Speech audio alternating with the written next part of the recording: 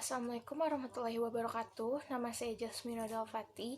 Saya dari kelas 11 IPS 4, nomor absen 15. Di sini saya akan mereview tentang pendudukan Jepang di Indonesia. Pada tanggal 7 Desember 1941 terjadi peristiwa yang besar.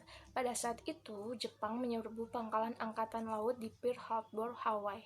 Nah, aksi Jepang ini merupakan sebuah gerakan invasi atau aksi militer yang kemudian dengan cepat merambah ke kawasan Asia Tenggara.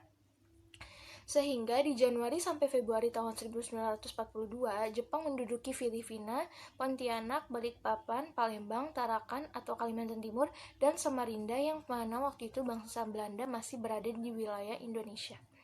Mengetahui hal itu, sekutu tidak tinggal diam. Mereka kemudian membentuk komando gabungan. Komando itu bernama ABDACOM, American British Dutch Australian Command, yang dipimpin oleh Jenderal Sir Archibald Whale. Pusatnya terletak di Bandung. Selang beberapa minggu, Jepang berhasil mendarat di Pulau Jawa, tepatnya di Teluk Banten pada tanggal 1 Maret 1942. Kemudian juga di Keranggan, Jawa Timur, dan di Eretan, Jawa Barat. Nah, setelah itu, 4 hari kemudian, kota Batavia jatuh ke tangan Jepang, tepatnya pada tanggal 5 Maret 1942.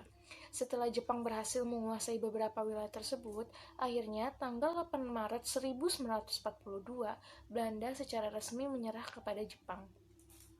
Penyerahan kekuasaan kepada Jepang oleh sekutu dilakukan pada tanggal 8 Maret 1942 melalui sebuah upacara di Kaljati, Subang, Jawa Barat. Gubernur Jenderal Tajardan Stankerborn dan Jenderal Terborten menjadi wakil sekutu dalam upacara tersebut. Kemudian Jenderal Hitoshi Imamura menjadi wakil dari Jepang. Dengan berakhirnya upacara penyerahan tersebut, secara otomatis kemudian Indonesia berada di bawah jajahan Jepang. Bisa terbayangkan gimana kondisi masyarakat Indonesia pada waktu itu? Dimulainya penjajahan Jepang di Indonesia menambah mimpi buruk masyarakat Indonesia pada waktu itu. Soalnya politik imperialisme Jepang bukan hanya berorientasi pada eksploitasi sumber daya alamnya saja, akan tetapi manusianya juga jadi orientasi eksploitasi mereka. Jepang melakukan eksploitasi sampai tingkat pedesaan. Sumber-sumber kekayaan alam Indonesia dan juga tenaga-tenaga masyarakat Indonesia mulai dikuras oleh Jepang untuk memenuhi sebuah keinginannya. Jepang melakukan berbagai cara, mulai dari perjanjian-perjanjian hingga cara-cara kekerasan. Sekian dari saya, kurang lebih mohon maaf. Wassalamualaikum warahmatullahi wabarakatuh.